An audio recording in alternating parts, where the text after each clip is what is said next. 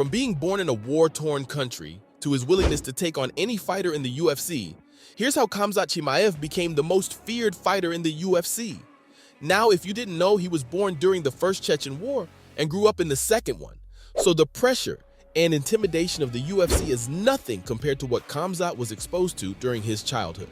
And as he describes it himself, growing up like this allowed him to deal with the pressure and expectations of the highest level of MMA. When the Chimaev family finally left Chechnya behind for Sweden, Khamzat had already made a name for himself fighting alongside other Chechens, winning a bronze medal at the Russian National Championships at the junior level.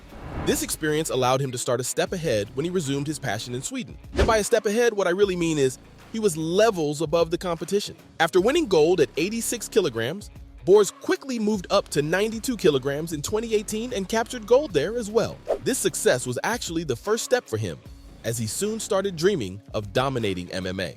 Chimaev started training for the MMA in Stockholm at the famous All-Star Training Center, which was home to a UFC legend, Alexander Gustafsson, and many other UFC fighters who opened their doors for the young superstar. Khamzat loved the high level of combat around him, and it allowed him to grow more as a mixed martial artist. This natural instinct to dominate at the highest level was immediately visible in his amateur bouts. I'm not kidding.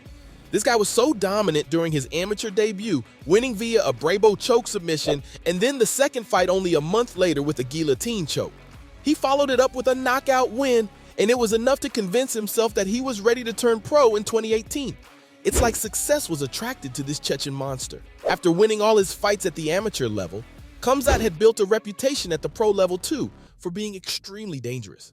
It became clear very quickly that the Swedish promotions weren't enough to contain the growing star power of Khamzat, so he moved to a bigger promotion, the Brave Combat Federation. This was where the world of MMA took notice of his sheer brutality for the first time. Boers took on Sidney Wheeler in his Brave CF debut. And while Wheeler was considered to be a very good fighter, Chimaev absolutely demolished him. Following this, the folks at Brave CF thought they'd throw Chimaev the next best thing, Ikram Aliskerov. Now, if you have been watching MMA for some time, you've probably heard of Aliskerov.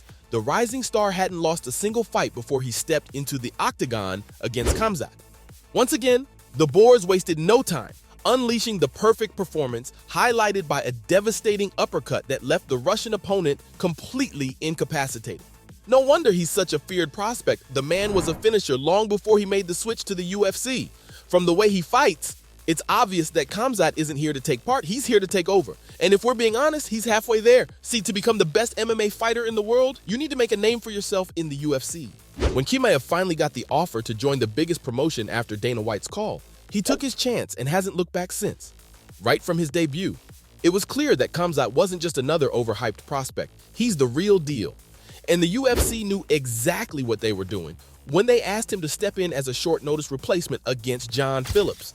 See, Phillips had a decent 22-9 record, and the Welsh slugger had won 20 of his wins via knockout. Like I said before, it doesn't matter who they placed in the ring that night, or any night. Khamzat was on a mission, and he wasn't going to stop at anything. That first round was truly a thing of beauty. He landed a vicious kick to Phillips' body and then landed a double leg takedown, after which the UFC fans were greeted to one of the most dominant rounds in UFC history. It had everything except the finish.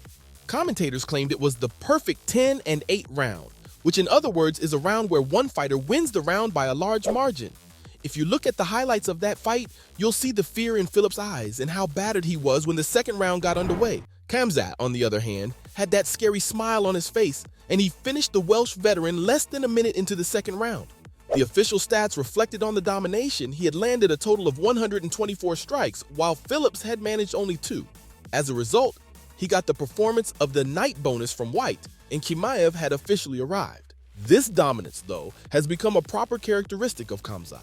He was always a keen finisher, long before he even got on the MMA route. Even now, to him, it doesn't matter whether he fights in the welterweight or the middleweight divisions. Chimaev's always chasing a finish. There's something about the way he overpowers all of his opponents, forcing them to submit or simply knocking them out. And I don't need to tell you what kind of impression that leaves on other fighters and fans, right? Fans want to see more of him, and fighters don't want to be the next one in the ring against the Boers. You'd need to be a very brave man to get in the ring with him after what he did to Gerald Meerschaert. The hype leading up to this fight was off the charts. Khamzat, being Khamzat, had the fans extremely excited about it, but Meerschaert was also not a pushover by any stretch of the imagination. A true veteran of the UFC, Meerschaert was expected to teach the Boers a lesson, but as fate would have it, things didn't quite go as planned for Meerschaert. Just 17 seconds into the fight, Chimaev landed a devastating right that put the American to sleep. It was truly unreal. This win solidified Khamzat's reputation, and he's become a force to be reckoned with a devoted fan base that just can't stop hyping their favorite fighter. But the question here is, what makes him so good? Well, it's certainly got something to do with his insane physicality, strength, and versatility. Few fighters have as much strength and athleticism as the Boers does. You can see that in all of his fights, as he's often seen overpowering the very best with relative ease. Add his ability to control the pace of a fight and dictate his own terms, and you have a monster who's going to destroy anyone and everyone who steps in the octagon. Not to mention, he has this built-in ability to apply relentless pressure on his opponents. They can't find any breathing space when inside the ring with Chimaev because he forces them to make decisions in a hurry, all while remaining calm and collected himself.